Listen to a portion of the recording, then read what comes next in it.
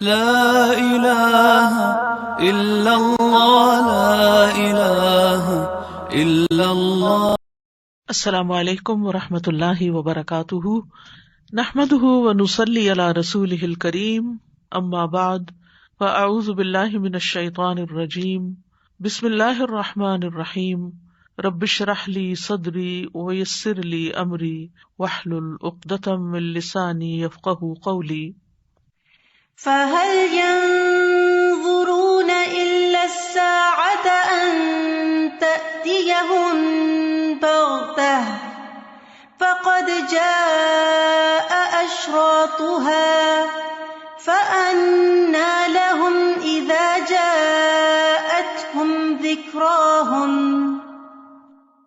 تو کیا یہ لوگ بس قیامت ہی کے منتظر ہیں کہ وہ اچانک ان پر آ جائے؟ اس کی علامتیں تو ظاہر ہو چکی ہیں، جب وہ خود ہی آ جائے گی تو ان کے لیے نصیحت حاصل کرنے کا موقع کہاں باقی رہے گا۔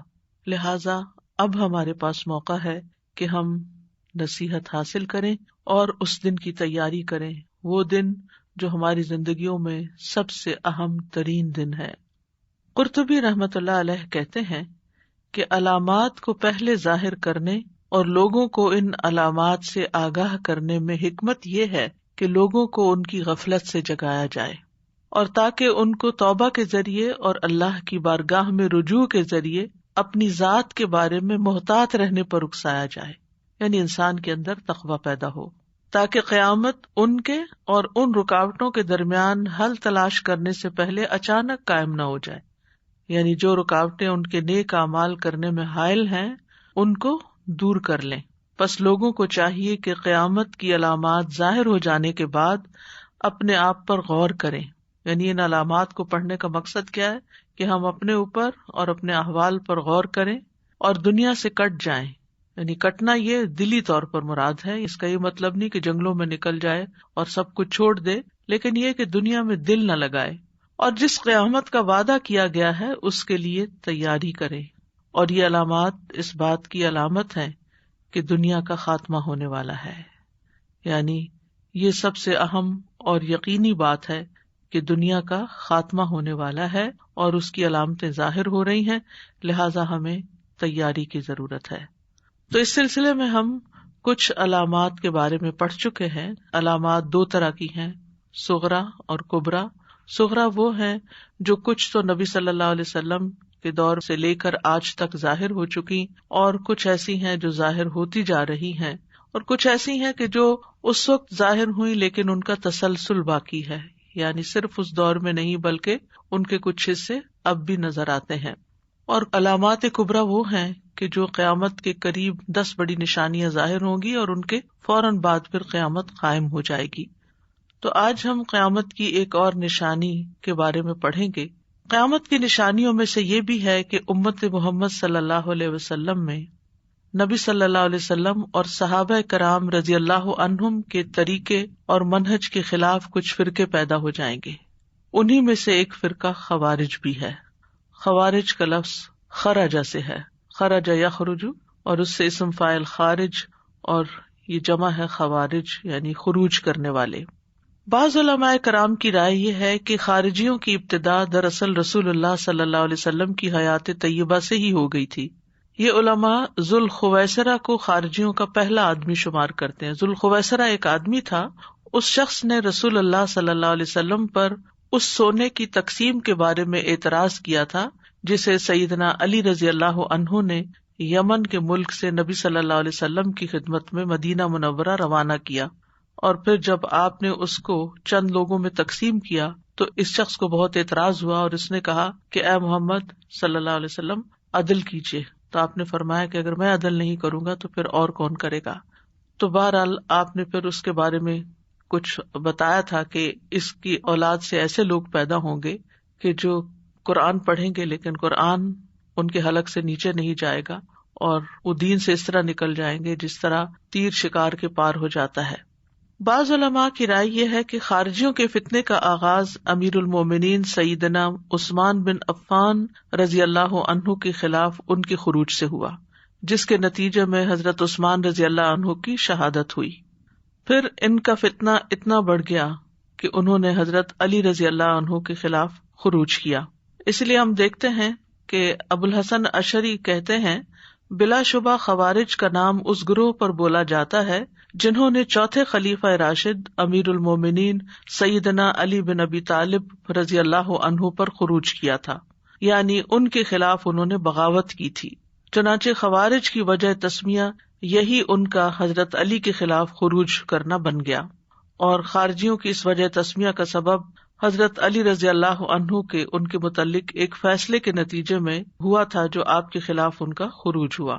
اور راجح رائے بھی یہی ہے کہ خوارج کا اطلاق انہی لوگوں پر ہوگا جنہوں نے مسئلہ تحکیم کے سبب حضرت علی کے خلاف خروج کیا تھا. خوارج میں ایک بہت بڑا گروہ تھا اور یہ ایک جماعت تھے جس کا ایک خاص سیاسی ذہن بھی تھا، خاص آراء اور نظریات تھے، جس نے باقاعدہ ایک عقیدے کے طور پر فکری اثر چھوڑا تھا جو آج تک بھی نظر آتا ہے. سبب کیا تھا؟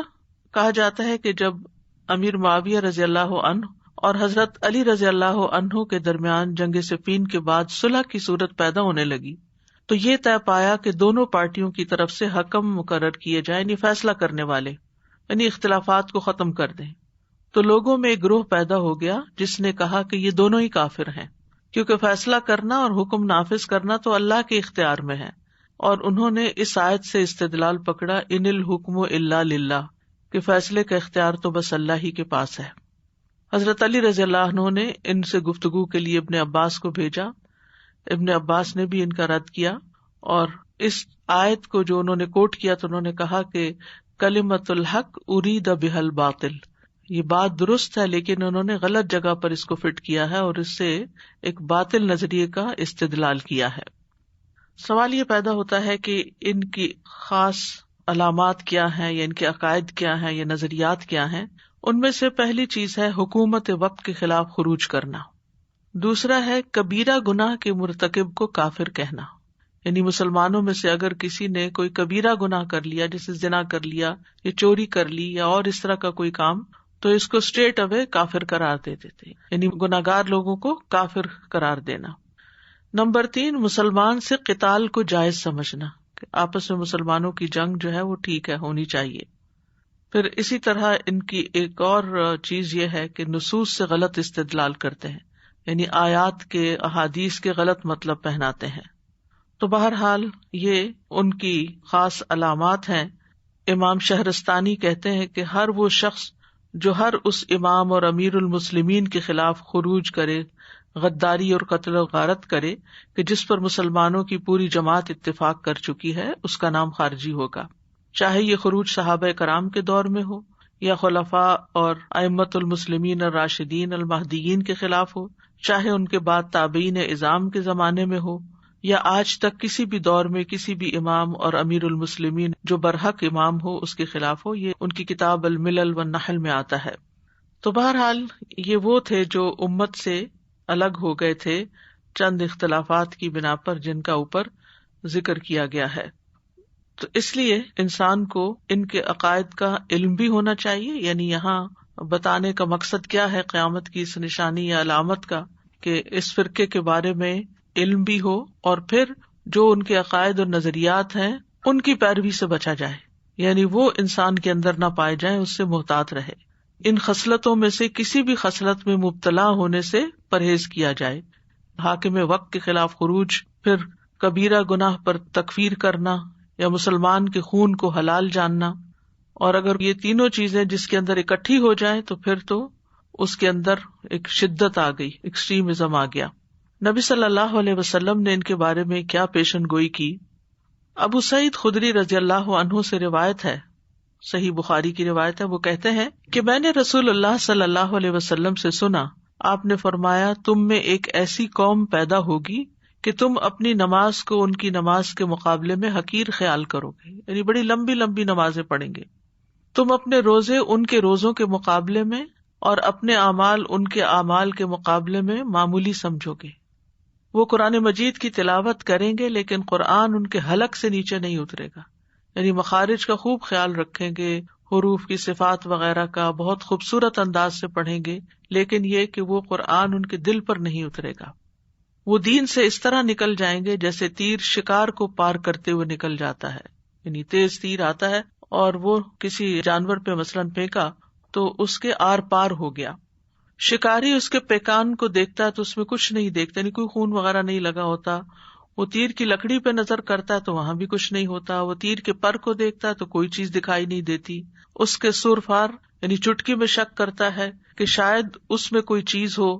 تو بہرحال یہ ان کی علامات ہیں کہ بظاہر دیکھنے میں بہت دیندار، بہت مذہبی، لیکن عقائد غلط، سوچ غلط، شدت پسندی، ایکسٹریمزم.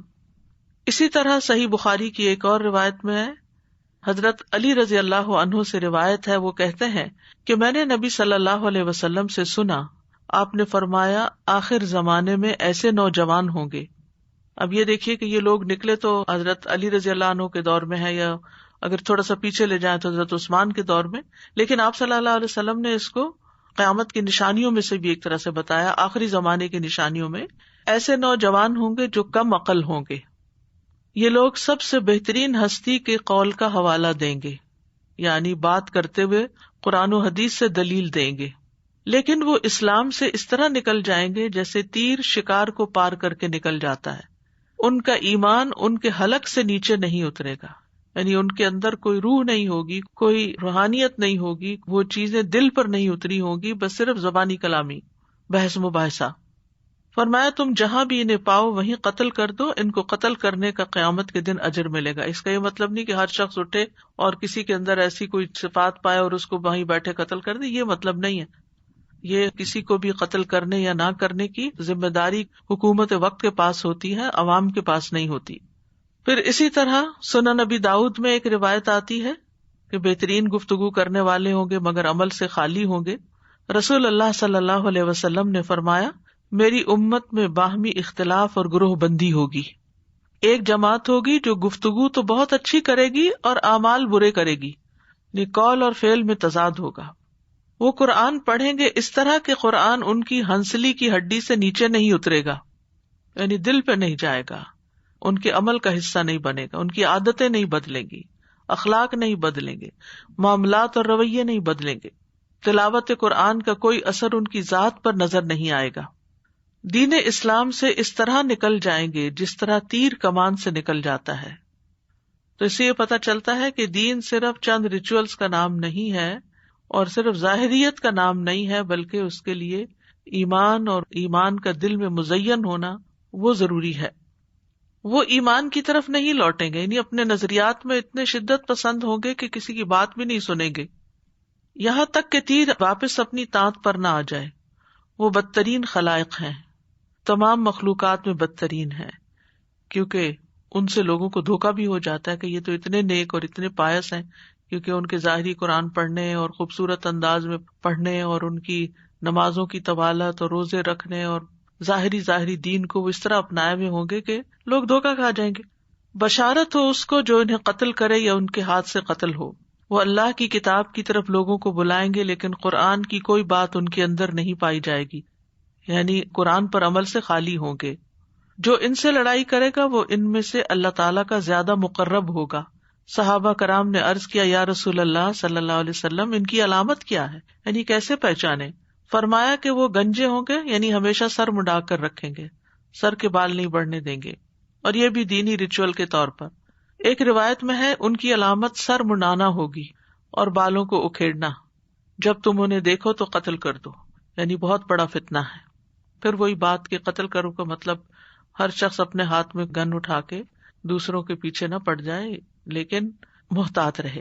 اب یہ جو ساری علامات بتائی گئی ہیں اور یہ جو پیشن گوئیاں کی ہیں، اور صحیح بخاری کے اندر بھی ہیں، سنن ابو داؤد کے اندر، اور ان کو تفصیل سے بتایا بھی گیا ہے، تو اس سے پتہ یہ چلتا ہے کہ ہمیں اپنے اندر سب سے پہلے جھانکنا چاہیے کہ کہیں ہمارے اندر تو یہ علامات نہیں.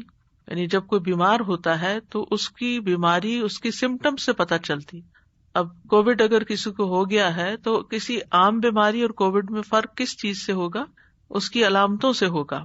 اور علامتیں جیسے کہ آپ جانتے ہیں کہ ان کا یہ کہنا کہ کوئی اگر کبیرہ گناہ کرتا ہے، اگر کسی کے ہاتھ سے قتل ہو گیا ہے یا زنا ہو گیا ہے، تو چاہے وہ مومن ہو، چاہے وہ باقی تمام اعمال کرتا ہو، لیکن وہ اس کو کافر قرار دے دیتے ہیں.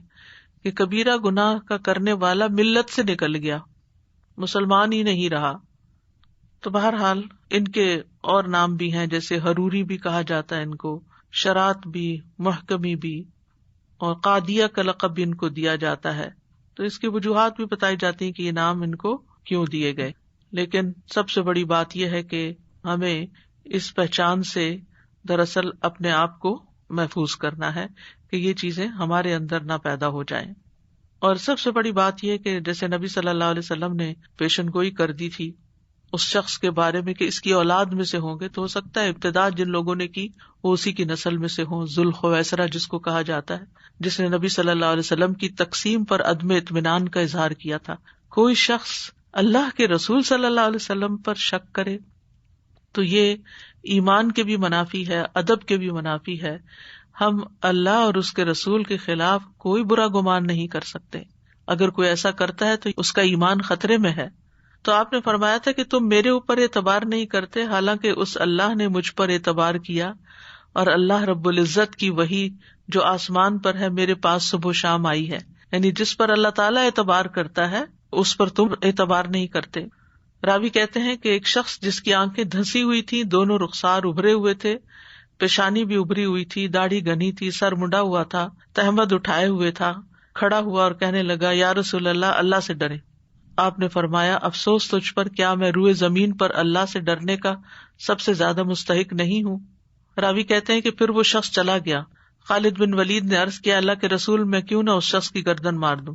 نبی صلی اللہ علیہ وسلم نے فرمایا نہیں، شاید وہ نماز پڑھتا ہو. اس پر خالد بن ولید نے عرض کیا بہت سے نماز پڑھنے والے ایسے ہوتے ہیں جو زبان سے اسلام کا دعویٰ کرتے ہیں جبکہ اسلام ان کے دل میں نہیں ہوتا. تو نبی صلی اللہ علیہ وسلم نے فرمایا مجھے اس بات کا حکم اللہ کی طرف سے نہیں دیا گیا کہ میں لوگوں کے دلوں کی کھوج لگاؤں، اور نہ مجھے اس کا حکم ہوا کہ میں ان کے پیٹ چاک کروں. راوی کہتے ہیں پھر آپ نے اس منافق کی طرف دیکھا تو وہ پیٹ پھیر کر جا رہا تھا. آپ نے فرمایا اس کی نسل سے ایسی قوم نکلے گی جو کتاب اللہ کی تلاوت بڑی خوش الحانی کے ساتھ کرے گی، لیکن قرآن ان کے حلق سے نیچے نہیں اترے گا.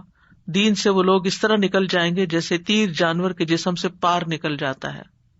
اور راوی کہتے ہیں میرا یقینی گمان ہے کہ نبی صلی اللہ علیہ وسلم نے یہ بھی فرمایا تھا کہ اگر میں نے ان کا دور پا لیا، یعنی جب یہ کثرت سے ہوں گے، تو بالکل قوم سمود کی طرح انہیں قتل کر ڈالوں گا. لیکن چونکہ ابھی وہ ایک ہی علامت ظاہر ہوئی تھی تو اس لیے آپ نے مزید اور بات نہیں فرمائی. تو بہرحال یہ شخص پہلا خارجی تھا جس نے نبی صلی اللہ علیہ وسلم پر الزام تراشی کی، اور پھر اس کے بعد آپ نے اس کے بارے میں جو پیشن گوئی کی وہ پوری ہوئی، اور یہ ایک طرح سے پہلا فرقہ تھا جو مسلمانوں کے اندر ظاہر ہوا اور بہت سے فسادات کا اور مسلمانوں کی آپس کی جنگوں کا سبب بنا اور مسلمانوں کے اندر سے امن و امان ختم کرنے کا. فَهَلْ يَنظُرُونَ إِلَّا السَّاعَةَ أَن تَأْتِيَهُم بَغْتَةً فَقَدْ جَاءَ أَشْرَاطُهَا فَأَنَّى لَهُمْ إِذَا جَاءَتْهُمْ ذِكْرَاهُمْ. نیکسٹ نشانی ہے نمبر 7، ارض حجاز میں آگ کا ظہور. حجاز کی زمین سے آگ کا نکلنا یہ قیامت کی نشانیوں میں سے ایک نشانی آپ نے بتائی، آپ نے اس کی پریڈکشن کی، اور ہم دیکھتے ہیں کہ اس کی تفصیل کیا ہے. صحیح بخاری میں حدیث ہے، ابو ہریرہ رضی اللہ عنہ سے روایت ہے کہ رسول اللہ صلی اللہ علیہ وسلم نے فرمایا قیامت قائم نہ ہوگی یہاں تک کہ سرزمین حجاز سے ایک آگ نکلے جو بصرہ شہر کے اونٹوں کی گردنوں کو روشن کر دے، یعنی جس کی روشنی دور دور تک جائے گی. حجاز جو ہے یہ مکہ مدینہ کا علاقہ کہلاتا ہے. امام نووی رحمۃ اللہ علیہ نے اس حدیث کی شرح میں تحریر فرمایا کہ یہ آگ ہمارے زمانے میں 654 ہجری میں مدینہ کے اندر ظاہر ہوئی. یہ آگ اس قدر بڑی تھی کہ مدینہ کے مشرقی جانب سے لے کر ہرہ کی پہاڑیوں تک پھیلی ہوئی تھی، یعنی ایک بڑے علاقے کو اس نے لپیٹ میں لیا ہوا تھا. اس آگ کا حال ملک شام اور تمام شہروں میں تواتر کے طریقے پر معلوم ہوا، اور ہم سے اس شخص نے بیان کیا جو اس وقت مدینہ میں موجود تھا. یعنی مدینہ میں جس شخص نے آگ دیکھی اس نے امام نووی کو بتایا، اور پھر اس کے علاوہ بھی مختلف علاقوں سے جن جن لوگوں نے دیکھی انہوں نے بھی اس کا ذکر کیا، روایات بیان کی. یہ صحیح مسلم کی شرح ہے امام نووی کی، اس میں انہوں نے یہ بات ذکر کی ہے. اسی طرح علامہ جلال الدین سیوطی رحمۃ اللہ علیہ نے فرمایا کہ 3 جمادی الآخرہ 654 ہجری کو 654 ہجری مدینہ منورہ میں ناگہاں ایک گڑگڑاہٹ کی آواز سنائی دی گئی. پھر نہایت ہی زوردار زلزلہ آیا جس کے جھٹکے تھوڑے تھوڑے وقفے کے بعد 2 دن تک محسوس کیے جاتے رہے، یعنی آفٹر شاکس جو تھے وہ 2 دن اور کنٹینیو رہے.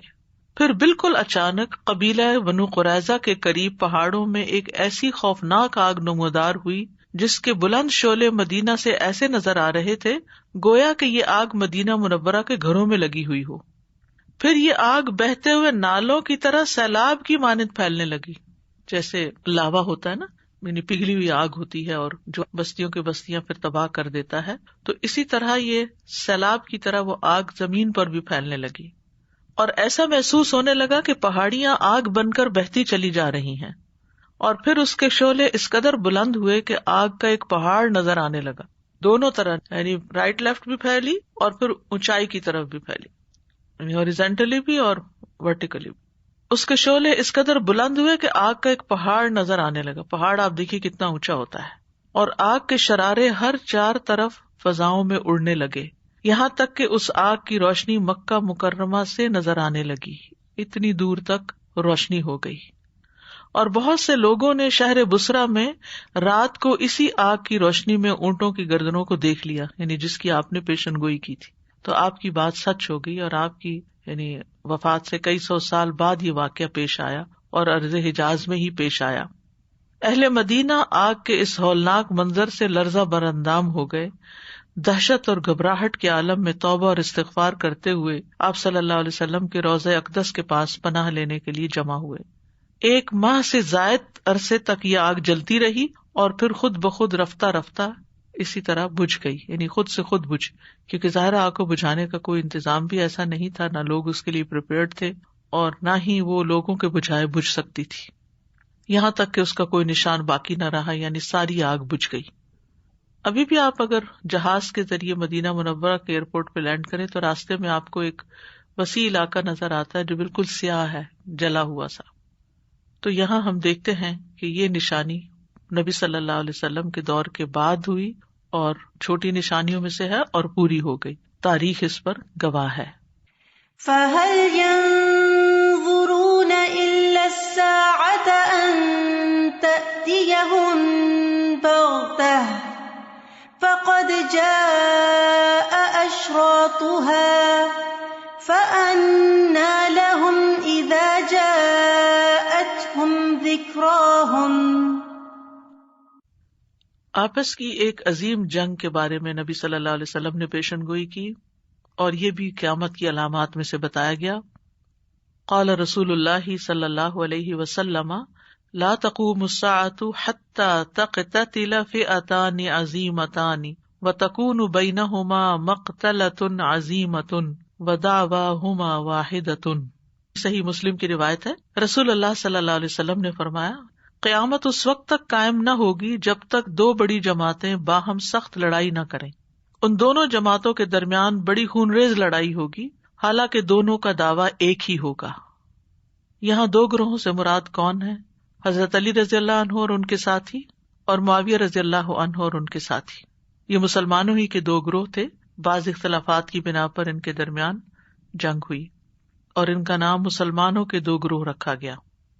تو آپ کا فرمان ہے وَدَعْوَاهُمَا وَاحِدَةٌ، یعنی دونوں کا دعویٰ ایک ہی ہوگا، یعنی ان کا دین ایک ہی ہوگا، دونوں مسلمان ہی ہوں گے، دونوں اسلام ہی کا دعویٰ کرتے ہوں گے، اور دونوں اس بات کا دعویٰ بھی کہ وہ حق پر ہیں.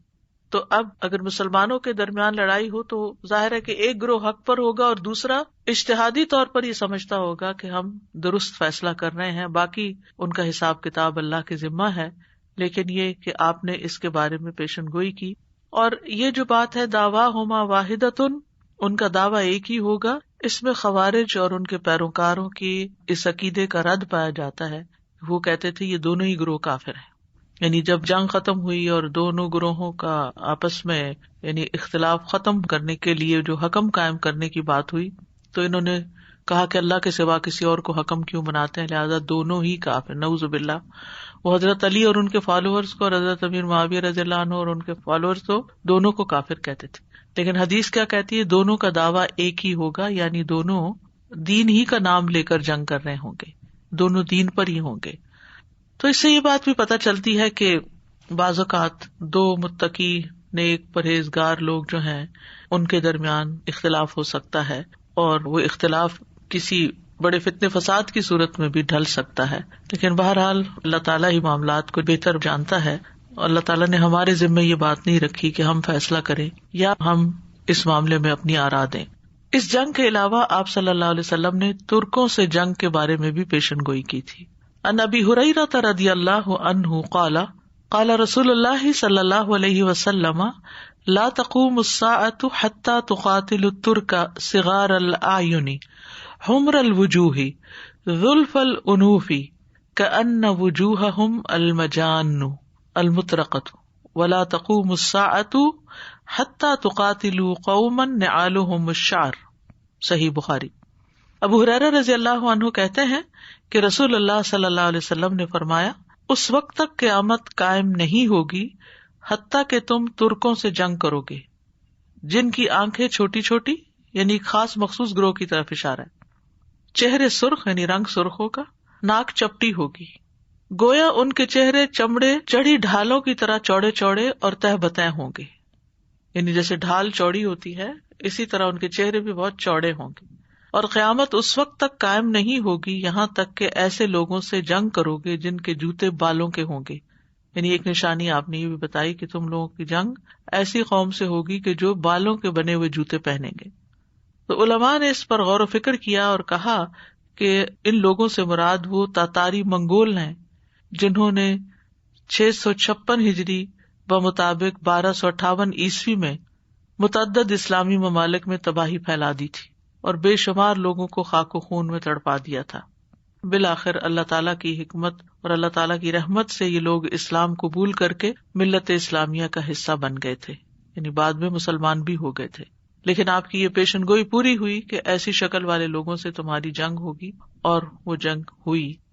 فَهَلْ يَنظُرُونَ إِلَّا السَّاعَةَ أَن تَأْتِيَهُم بَغْتَةً فَقَدْ جَاءَ أَشْرَاطُهَا فَأَنَّىٰ لَهُمْ إِذَا جَاءَتْهُمْ ذِكْرَاهُمْ۔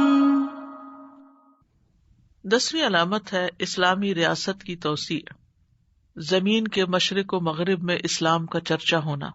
مسند احمد کی روایت ہے، ان ثوبان قال قال رسول اللہ صلی اللہ علیہ وسلم ان اللہ او ان ربی زوالی الارض مشارقها ومغاربها وان امتی سیبلغ ملکها ما زوی لی منها واعطیت الکنزین الاحمر والابیض۔ صوبان رضی اللہ عنہ سے مروی ہے، وہ کہتے ہیں کہ رسول اللہ صلی اللہ علیہ وسلم نے فرمایا، بے شک میرے رب نے میرے لیے ساری زمین کو سمیٹ دیا، یعنی میری آنکھوں کے سامنے کر دیا، چنانچہ میں نے اس کے مشرق اور اس کے مغرب کو دیکھ لیا۔ یعنی فزیکلی تو آپ خود ان سب جگہوں پر نہیں گئے تھے، لیکن وہ آپ کے سامنے لا کر رکھ دیا گیا، آپ کو نظارہ کروا دیا گیا، اور فرمایا بلا شبہ میری امت کی حکومت وہاں تک پہنچ کر رہے گی، یعنی یہاں تک امتی پہنچ جائیں گے جہاں تک کا علاقہ مجھے سمیٹ کر دکھایا گیا، اور مجھے 2 سرخ اور سفید خزانے دیے گئے ہیں۔ علماء کہتے ہیں کہ اموی دور میں یہ نشانی پوری ہو چکی ہے۔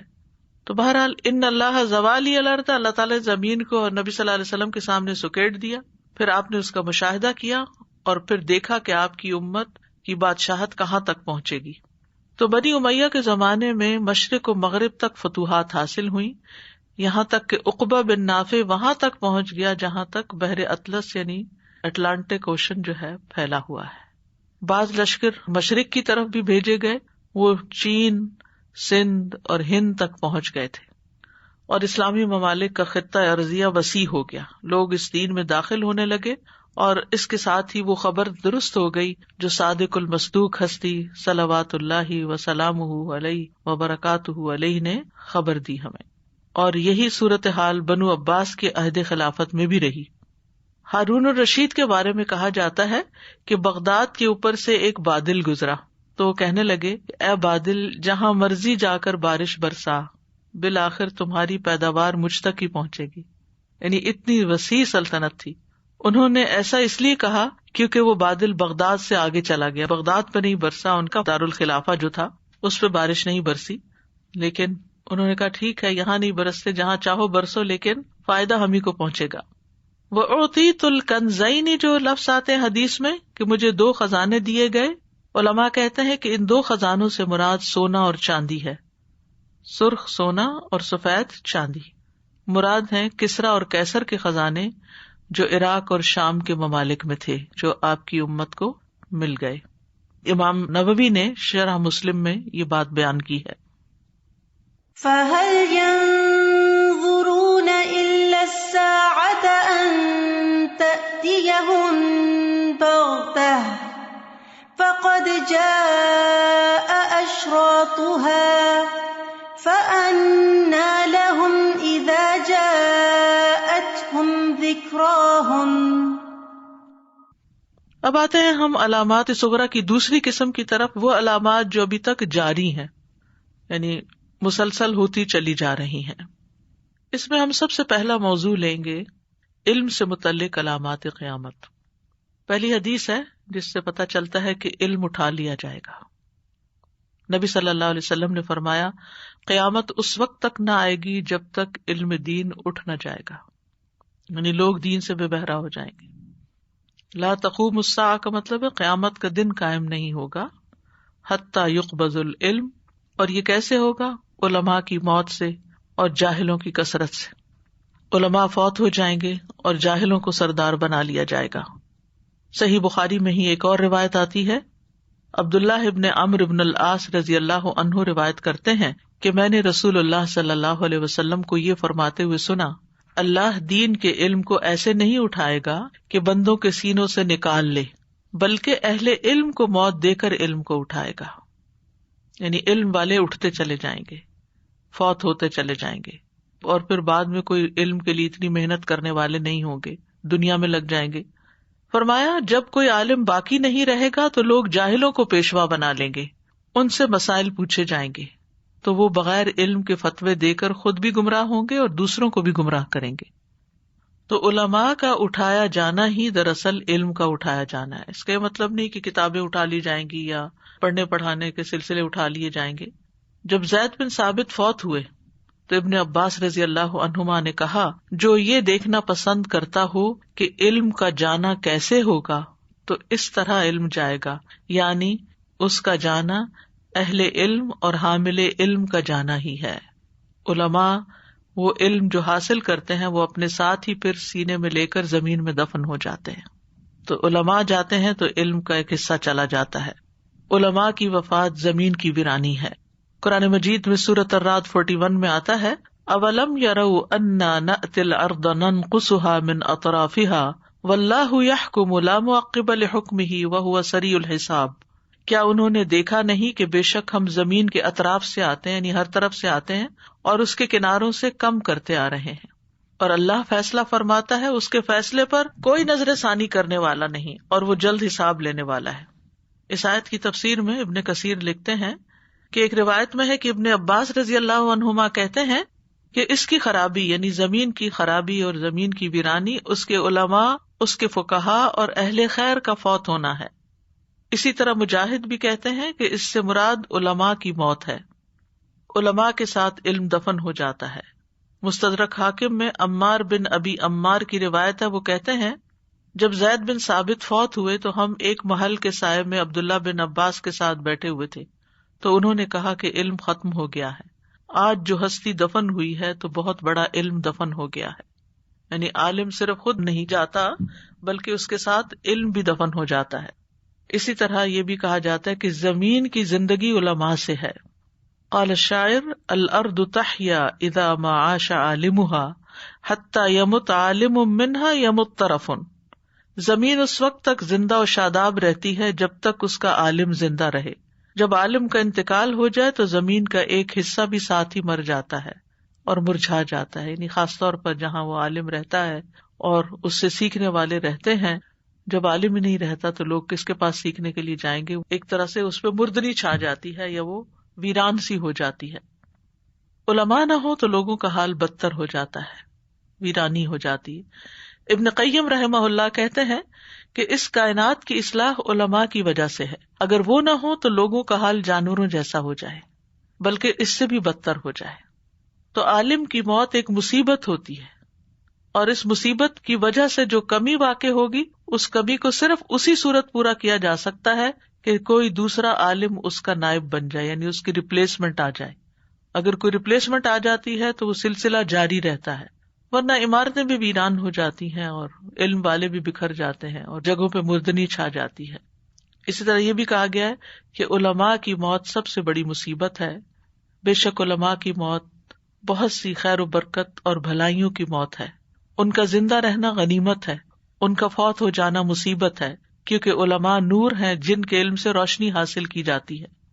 علماء کا فوت ہونا خطرناک شر ہے. علماء کی موت سے علم کم ہو جاتا ہے، جہالت بڑھ جاتی ہے. علماء کا فوت ہو جانا لوگوں کی گمراہی کا اور لوگوں کے حق سے دور ہونے کا سبب بن جاتا ہے. ان کی موت ایسا شگاف ہے جسے پر نہیں کیا جا سکتا. دین میں ایک طرح سے ایسا ہول ہو جاتا ہے کہ جس کو پر کرنا مشکل ہو جاتا ہے. حسن بصری کہتے ہیں عالم کی موت اسلام کی عمارت میں ایسا شگاف ہے جسے کوئی چیز پر نہیں کر سکتی، خواہ کتنے ہی شب و روز گزر جائیں. یعنی ہر ایک کا اپنا ایک مقام ہوتا ہے، جب وہ اپنے مقام سے ہٹتا ہے تو وہ جگہ خالی ہو جاتی ہے. علماء کی موت لوگوں کی تباہی کا سبب ہے. بلال بن خباب ابو علا کہتے ہیں میں نے سعید بن جبیر سے پوچھا، تابعی ہیں، کہ قیامت کی علامت اور لوگوں کی تباہی کی علامت کیا ہے؟ تو انہوں نے کہا جب ان کے علماء فوت ہو جائیں. ظاہر ہے جب کوئی سکھانے والا نہیں رہے گا تو لوگ جہالت میں غلط فیصلے کریں گے اور اپنی دنیا کا بھی نقصان کریں گے اور آخرت کا بھی نقصان کریں گے. اسی لیے عبداللہ بن مسعود کہتے ہیں کہ علم کو لازم پکڑو اس سے پہلے کہ علم قبض کر لیا جائے، یعنی لے لو علماء سے، اور اس کا قبض کیا جانا اہل علم کا دنیا سے جانا ہے. عمر بن عبدالعزیز رحمہ اللہ نے ابو بکر بن حزم کو لکھا، دیکھو جو رسول اللہ کی احادیث ہیں صلی اللہ علیہ وسلم انہیں لکھ لو، اس لیے کہ علم مٹ جانے اور علماء کے ختم ہونے کا اندیشہ ہے. اس سلسلے میں صرف نبی صلی اللہ علیہ وسلم کی ہی احادیث قبول کرنا.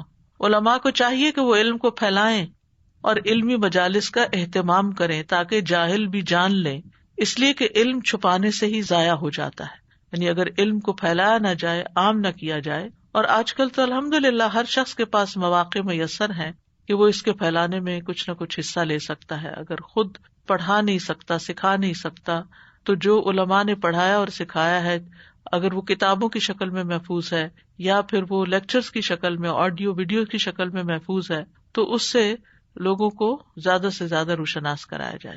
کیونکہ سوشل میڈیا کو آپ دیکھیں یا انٹرنیٹ کی دنیا کو دیکھیں تو اتنا کچھ ہے، ڈسٹریکشن اتنی زیادہ ہیں کہ اگر لوگوں کو بار بار آپ کچھ لنک بھیج کے، کوئی ٹائٹل ٹاپک بھیج کے یاد دہانی نہ کرائیں تو ان کے اوپر پہلے ہی اتنی الغار ہوتی ہے کہ ان کے پاس وقت نہیں ہوتا کہ وہ خود کسی ویب سائٹ کے اندر جا کے مختلف ٹاپکس کو تلاش کر کے پھر اس میں سے کچھ سنیں.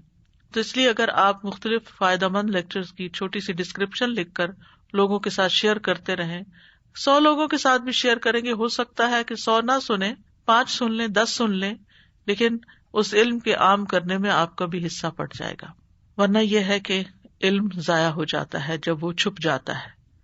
اسی طرح علم کے ضائع ہونے کی ایک اور شکل ہے. زیاد بن لبید رضی اللہ عنہ سے مروی ہے، مسند احمد کی حدیث ہے یہ. وہ کہتے ہیں کہ نبی صلی اللہ علیہ وسلم نے کسی چیز کا تذکرہ کیا اور فرمایا کہ یہ علم ضائع ہونے کے وقت ہوگا. ہم نے عرض کیا یا رسول اللہ، ہم خود بھی قرآن پڑھتے ہیں اور اپنے بچوں کو بھی پڑھاتے ہیں، پھر وہ اپنے بچوں کو پڑھاتے ہیں، اور یہ سلسلہ یوں ہی قیامت کے دن تک چلتا رہے گا، تو علم ضائع کیسے ہو گیا؟ یعنی ہم پڑھائیں گے، پھر اگلی نسل پڑھائے گی، پھر اس کے بعد چین چلتی جائے گی. نبی صلی اللہ علیہ وسلم نے فرمایا، اے ابن ام لبید، تیری ماں تجھے گم کر کے روئے؟ میں تو سمجھتا تھا کہ تم مدینہ کے بہت سمجھدار آدمی ہو. کیا یہ یہود و نصارہ تورات اور انجیل نہیں پڑھتے؟ دراصل یہ لوگ اس میں موجود تعلیمات سے معمولی سا بھی فائدہ نہیں اٹھاتے. تو علم کا ضائع ہونا کیا ہے؟ اس پر عمل نہ کرنا، کیونکہ علم راسخ ہوتا ہے عمل کرنے سے. مثلاً آپ قرآن مجید حفظ کرتے جا رہے ہیں لیکن نہ آپ اسے نماز میں پڑھتے ہیں، نہ آپ اس کو اپنے نوافل میں پڑھتے ہیں، اس کو کہیں بھی استعمال نہیں کرتے، نہ آگے آپ کسی کو سکھاتے ہیں، تو وہ کب تک آپ کے سینے میں اسٹے کرے گا؟ وہ بھول جائیں گے آپ. اسی طرح اگر آپ کو صرف حفظ ہے اور آپ مطلب ہی نہیں سمجھتے کہ کیا بات آپ نے یاد کی ہوئی، نتیجتاً آپ اس پر عمل ہی نہیں کر پاتے، تو یہ بھی علم کا ضائع ہونا ہے. یعنی لا ينتفعون مما فیہما بشیء، یعنی اس طرح وہ پڑھتے ہیں کہ اس میں کسی بھی چیز پر عمل نہیں کرتے. تو جو شخص علم پر عمل نہیں کرتا اس کی مثال قرآن مجید میں گدھے سے دی گئی ہے. مثل الذین حملوا التوراۃ ثم لم يحملوها کمثل الحمار يحمل اسفارا. ان لوگوں کی مثال جنہیں تورات دی گئی پھر انہوں نے اس کو اٹھایا نہیں، یعنی اس پر عمل نہیں کیا. کمثل الحمار، گدھے کی طرح ہے ان کی مثال. يحمل اسفارا، جو بڑے بڑے بوجھ لادے ہوئے ہوتا ہے لیکن اس کو یہ نہیں پتا ہوتا کہ میرے اوپر کھانے کی چیز لدی ہے یا کوئی اسلحہ لدا ہوا ہے، کیا چیز ہے، تو وہ اس سے اپنی ذات کے لیے کوئی فائدہ نہیں اٹھاتا. تو انسان کو اسی وقت علم سے فائدہ ہوتا ہے جب وہ اس کو عمل میں لے آتا ہے. کیا چیز ہمیں علم کے اوپر عمل کرنے سے روکتی ہے؟ بہت بڑی چیز دنیا کی محبت ہے، اور اس میں پھر بہت ساری چیزیں آ جاتی ہیں. یہ زیادہ دنیا حاصل کرنے کی فکر، قناعت کا نہ ہونا، یعنی علم حاصل کرنے کے باوجود دنیا کی طرف رجحان زیادہ ہونا، علم کے مقابلے میں مال کو سمیٹنے کی ضرورت ہو یا نہ ہو، مال کو سمیٹنے کی خواہش اور تمنا کا زیادہ ہونا. اور آج کے دور میں ہم دیکھتے ہیں کہ لوگ ایک حد سے زیادہ علم حاصل کرنے کو، عالم کے درجے تک پہنچنے کو اور اس کو اپنی زندگی کا اوڑھنا بچھونا بنانے کو وقت کا ضیاع سمجھتے ہیں کہ ہمیں کیا کرنا ہے اتنا زیادہ حاصل کر کے، اور اسی وقت میں اگر ہم دنیا کے لیے کچھ کریں گے تو ہمیں کچھ مال و دولت حاصل ہو جائے گا جس سے ہماری زندگی آسان ہو جائے گی. تو دنیا کے معاملات کو وہ خوب جانتے ہوتے ہیں لیکن آخرت کے معاملے میں جاہل ہوتے ہیں کہ اس علم کے سیکھنے اور سکھانے کے آخرت میں کتنے فوائد ہیں. تو جب انسان دنیا کمانے کے پیچھے چل پڑتا ہے اور دن رات اسی کو اوڑھنا پچھونا بنا لیتا ہے تو وہ علم اور علماء کی مجالس سے محروم ہو جاتا ہے. اور جب وہ ان مجالس کو چھوڑ دیتا ہے تو پھر علم جو حاصل کیا ہوتا ہے وہ بھی بھولنے لگتا ہے. اور جب علم بھولنے لگتا ہے، عمل کے وقت یاد ہی نہیں آتا، تو پھر اس کا پڑھا اور نہ پڑھا ہونا برابر ہو جاتا ہے. اسی لیے بہت سے لوگ کورس کر لیتے ہیں، کورس کے دوران ان کے خیالات، ان کے اعمال کچھ تبدیل ہوتے ہیں، کچھ رویے، کچھ پرائرٹیز تبدیل ہوتی، لیکن پھر جب وہ علم کی مجلسوں سے کٹ جاتے ہیں اور بالکل بھی کوئی تعلق نہیں رکھتے تو آہستہ آہستہ آہستہ آہستہ دنیا کا رنگ چڑھنا شروع ہوتا ہے اور پھر وہ پوری طرح دنیا میں ڈوب جاتے ہیں اور علم سے دور ہو جاتے ہیں. ابو ہریرہ رضی اللہ عنہ کہتے ہیں کہ نبی صلی اللہ علیہ وسلم نے فرمایا، یتقارب الزمان وینقص العلم. صحیح مسلم کی روایت ہے، نبی صلی اللہ علیہ وسلم نے فرمایا زمانہ باہم قریب ہو جائے گا، یعنی وقت تیزی سے گزرے گا اور علم اٹھا لیا جائے گا، یعنی علم میں کمی واقع ہو جائے گی، اہل علم کمزور ہو جائیں گے، علم چھوڑ کر اور کاموں میں اپنا وقت زیادہ لگائیں گے، یا اہل علم فوت ہو جائیں گے جو علم میں مہارت رکھتے تھے. ابن سیرین کہتے ہیں کہ علم ختم ہو چکا مگر خراب برتنوں میں کچھ تھوڑا بہت بچا ہوا ہے، یعنی یہ اس دور کی بات کرتے ہیں. تو آج آپ دیکھیے پھر کیا بچا ہوا ہے. انس رضی اللہ عنہ کہتے ہیں، صحیح بخاری کی روایت ہے، میں تمہیں ایک حدیث سناتا ہوں جو میرے بعد تمہیں کوئی نہیں بتائے گا. میں نے رسول اللہ صلی اللہ علیہ وسلم کو فرماتے ہوئے سنا، قیامت کی نشانیوں میں سے ہے کہ علم دین کم ہو جائے گا اور جہالت غالب ہو جائے گی، یعنی لوگ اسلام کی بنیادی احکام سے بھی لا علم ہوں گے. اور آج ہم دیکھتے ہیں کہ کس طرح لوگوں کو نماز کی بنیادی شرائط جو ہیں، طہارت، قبلہ رو ہونا، قیام کرنا نماز میں، اس کے علاوہ جو دیگر شرائط ہیں، سطر کا ڈھانپنا، ان کے بارے میں لوگ بہت تساہل کا شکار ہیں، سہل پسند ہے. جیسا تیسا وضو کر لیا، پورے طرح اعضاء گیلے ہوئے کہ نہیں کوئی فرق نہیں پڑتا، جس چاہے دوپٹے میں نماز پڑھ لی، پاؤں ٹخنے ننگے ہیں، ٹائٹ کپڑے پہنے ہوئے ہیں، کیونکہ ٹائٹ کپڑے جو جسم کے ساتھ چپکے ہوئے ہیں وہ تو ننگے ہیں، وہ سطر کے تقاضے پورے نہیں کرتے، اس میں نماز نہیں ہوتی. لیکن عام طور پر لوگ اس کا لحاظ ہی نہیں رکھتے کیونکہ نہ علم ہے، اور اگر ہے بھی تو سنا سنایا جس کے اوپر یقین نہیں ہے، لہٰذا وہ عمل میں کچھ نہیں. تو لوگ اسلام کے بنیادی احکام سے بھی جاہل ہو جائیں گے. رسول اللہ صلی اللہ علیہ وسلم نے فرمایا، یدرس الاسلام کما یدرس وشی الثوب، کپڑے کے بیل بوٹوں کی طرح اسلام مٹتا جائے گا.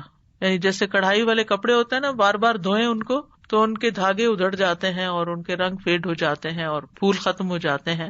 حتیٰ کہ یہ بھی معلوم نہ ہوگا کہ نماز، روزہ، قربانی اور صدقہ کسے کہتے ہیں. اس حد تک جہالت ہو جائے گی کہ ان ٹرم سے بھی لوگ واقف نہیں رہیں گے. اور ایسا آج کے دور میں بھی نظر آتا ہے کہ بہت سے لوگ جو نان مسلم کنٹریز کی طرف مائگریٹ کیے تو پہلی جنریشن اپنے آپ کو اسٹیبل کرنے میں، سیٹل کرنے میں مصروف رہی، علم کا سیکھنا سکھانا نہیں رہا یا بچوں کی طرف توجہ نہیں رہی، تو ان کے نام ہی صرف مسلمانوں والے باقی رہ گئے، باقی تو ان کو شاید کلمہ بھی نہیں آتا.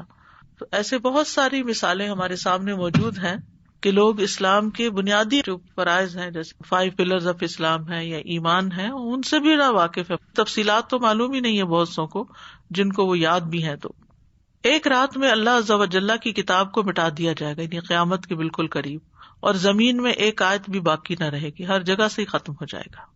لوگوں میں سے جو بوڑھے مرد اور بوڑھی عورتیں بچیں گی وہ کہیں گے ہم نے اپنے آباء و اجداد کو یہ کلمہ لا الہ الا اللہ کہتے سنا اور اب ہم بھی کہہ رہے ہیں.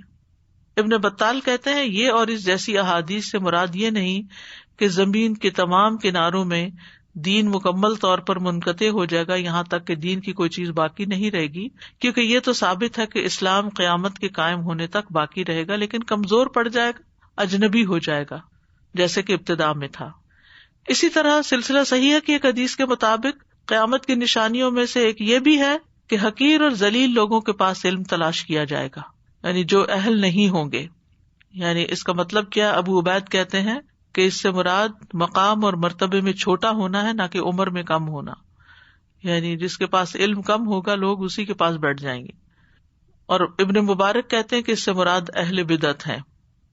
طبرانی نے ابن مسعود سے روایت کی ہے کہ لوگ اس وقت تک نیک اور ایک دوسرے کے ساتھ متحد رہیں گے جب تک وہ علم لیتے رہیں گے، یعنی ان کے دل بھی جڑے رہیں گے پھر، جو ان کے پاس محمد صلی اللہ علیہ وسلم کے اصحاب اور بڑوں کی طرف سے آئے گا. اور جب حقیر اور چھوٹے لوگوں کی طرف سے علم آئے گا تو وہ ہلاک ہو جائیں گے، کیونکہ وہ پوری طرح گراسپ نہیں کر سکتے ہوں گے اور لوگوں کو غلط فتوے دیں گے اور لوگ نااہل لوگوں سے فتوے لیں گے. کتاب ہے ایک جامع بیان العلم، یعنی علم کا بیان کی جامع کتاب. اس میں مالک رحمہ اللہ سے مروی ہے، وہ کہتے ہیں کہ مجھے ایک شخص نے خبر دی کہ وہ ربیہ بن عبد الرحمن کے پاس داخل ہوا تو اس نے ان کو روتا ہوا پایا. بس اس نے ان سے کہا آپ کیوں رو رہے ہیں؟ کیا آپ کو کوئی مصیبت پہنچی ہے؟ اور یہ آدمی ان کے رونے کی وجہ سے خوف زدہ ہو گیا. تو انہوں نے کہا نہیں، بلکہ ان لوگوں سے فتویٰ طلب کیا جا رہا ہے جن کے پاس علم نہیں، اور اسلام میں ایک سنگین معاملہ ظاہر ہو گیا ہے. یعنی لوگ اتنی بھی تکلیف گوارا نہیں کرتے کہ فتویٰ لینے کے لیے کسی باقاعدہ صاحب علم کے پاس جائیں، بس کنوینئنس کے لیے دائیں بائیں کسی سے بھی بات پوچھ لی. ربیہ نے کہا ان میں سے کچھ ایسے لوگ فتوے دے رہے ہیں جو چوروں سے زیادہ جیل میں ڈالے جانے کے حقدار ہیں، ان کا کیریکٹر اور ان کا عمل اس لائق ہے. پھر آپ نے قیامت کی علامات میں سے یہ بھی بتایا کہ خطباء یعنی اسپیکر زیادہ ہو جائیں گے اور علماء کم ہو جائیں گے. رسول اللہ صلی اللہ علیہ وسلم نے فرمایا آج تمہارے زمانے میں علماء زیادہ ہیں اور خطیب کم ہیں. ایسے میں اگر کسی نے اپنے علم کے 10ویں حصے پر بھی عمل نہ کیا تو وہ گمراہ ہو جائے گا. اور بعد میں ایسا زمانہ بھی آئے گا کہ اس میں خطباء زیادہ ہوں گے اور علماء کم ہوں گے. اگر اس زمانے میں کسی نے اپنے علم کے 10ویں حصے پر بھی عمل کر لیا تو نجات پا جائے گا، یعنی یہ حال ہو جائے گا. پھر جھوٹی حدیثوں کی اشاعت بھی قیامت کی نشانیوں میں سے ہے. رسول اللہ صلی اللہ علیہ وسلم نے فرمایا آخر زمانہ میں جھوٹے دجال لوگ ہوں گے، وہ تمہارے پاس ایسی احادیث لائیں گے جن کو نہ تم نے نہ تمہارے آباء و اجداد نے سنا ہوگا. تم ایسے لوگوں سے بچ کے رہنا، کہیں وہ تمہیں گمراہ اور فتنے میں مبتلا نہ کر دیں. تو اس لیے ہر سنی سنائی بات کو حدیث مت سمجھیں اور آگے فارورڈ نہ کریں جب تک تحقیق نہ ہو جائے. پھر اسی طرح بدعت کی کثرت ہو جائے گی. نبی صلی اللہ علیہ وسلم نے فرمایا جو تم میں سے میرے بعد زندہ رہے گا تو عنقریب بہت زیادہ اختلافات دیکھے گا، بس تم پر لازم ہے کہ تم میری سنت اور خلفائے راشدین میں جو ہدایت یافتہ ہیں ان کی سنت کو پکڑے رہو اور اسے ڈاڑھوں سے مضبوط پکڑ کر رکھو، اور دین میں نئے امور نکالنے سے بچتے رہو کیونکہ ہر نئی چیز بدعت ہے اور ہر بدعت گمراہی ہے. اسی طرح علم ہی کے بیان میں قلم کا ظہور ہوگا، یہ بھی قیامت کی نشانیوں میں سے ہے. نبی صلی اللہ علیہ وسلم نے فرمایا، سلسلہ صحیحہ کی حدیث ہے، قیامت سے پہلے مخصوص لوگوں کو سلام کیا جائے گا. تجارت عام ہو جائے گی، حتیٰ کہ بیوی تجارتی امور میں اپنے خاوند کی مدد کرے گی. اب کثرت سے لڑکیاں وہ سبجیکٹس پڑھ رہی ہیں جو تجارت سے متعلق ہیں اور پھر باقاعدہ شیئر رکھتی ہیں اپنے ہسبینڈ کے ساتھ جو بھی ان کے مالی معاملات میں مدد کرتی ہیں یا دیگر معاملات میں.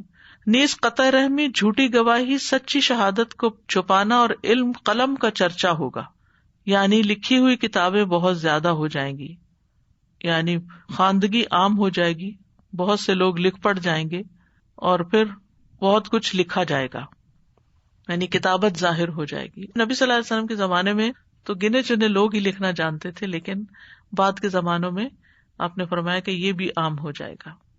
اور اب تو قلم سے بھی آگے کمپیوٹرز اور زبان سے بول کے جو لکھوانے کا طریقہ ہے، یعنی الیکٹرانک آلات کے ذریعے بہت کچھ لکھایا جا رہا ہے اور اس علم کو محفوظ بھی کیا جا رہا ہے. ایک بات یہ بھی یاد رکھیے کہ قیامت کی جو علامات بتائے گی وہ سب صرف ڈرنے کی یا خطرے کی چیز نہیں، ان میں بہت سی چیزوں کے بارے میں جو آپ نے پیشن گوئی کی اس کے برحق ہونے کی بھی دلیل ہے کہ آپ نے ایسا فرمایا تھا اور یہ ہو رہا ہے. یعنی قلم کے عام ہونے کا مطلب ضروری نہیں کہ کوئی بری بات ہو جائے گی، لیکن اصل چیز جو ہمارے سوچنے کی ہے یا ہمیں اس پر غور کرنا ہے وہ یہ کہ اگر نبی صلی اللہ علیہ وسلم کی بتائی ہوئی یہ بات سچ ہو گئی ہے تو اگر آپ نے ہی اس بات کی خبر دی کہ قیامت آنے والی ہے، وَإِنَّ السَّاعَةَ لَآتِيَةٌ لَا رَيْبَ فِيهَا، قیامت ضرور آئے گی، اس میں کوئی شک نہیں، تو ہمیں اس بات کو بھی مان لینا چاہیے. لیکن بہت سے لوگ اس کو مانتے نہیں. یعنی جس نبی کی پیشن گوئیاں سچ ثابت ہو رہی ہیں اسی کی زبان سے نکلا ہوا قیامت کے آنے کا یہ وقوع کا جو حکم ہے وہ بھی سچا ہے. اور اس سلسلے کی آخری حدیث یہ ہے جس میں پتہ چلتا ہے کہ دنیاوی علم ظاہر ہو جائے گا.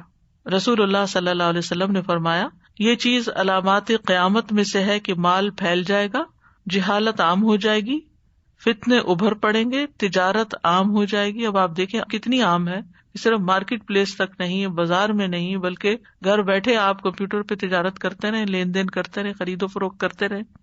اور علم عام ہوگا، یعنی پڑھائی لکھائی عام ہو جائے گی، بہت لوگ اس میں لگ جائیں گے. اور یظہر العلم جو ہے، جو حدیث کے لفظ ہے، اس میں علم سے مراد شرعی علم نہیں بلکہ دنیاوی علوم مراد ہے، کیونکہ قیامت کے قریب شرعی علوم تو کم ہی ہو جائیں گے لیکن دوسرے علوم جو ہیں وہ زیادہ ہو جائیں گے، لوگ اس کی طرف دوڑ پڑیں گے. تو اللہ تعالیٰ سے دعا ہے کہ اللہ تعالیٰ ہمیں ان نشانیوں سے وہ سبق سکھائے اور اس کے مطابق ہمارا عمل تبدیل ہو جو اللہ تعالیٰ کو ہم سے مطلوب ہے.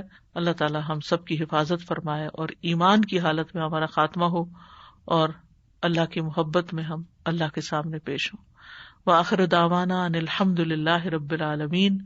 سبحانک اللہم وبحمدک، اشہد ان لا الہ الا انت، استغفرک واتوب الیک.